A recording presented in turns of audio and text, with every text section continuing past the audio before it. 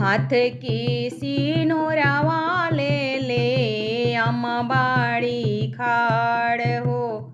खोल बबुआ पालकी दुवरिया परिछी लीलार हो।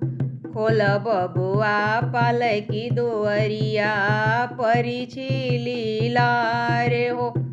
कैसे में खोली आमा पालकी दुवरिया हो।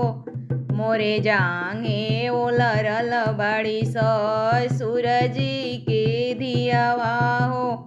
मोरा जांघे ओलरल बाड़ी सूरजी के धियावा हो।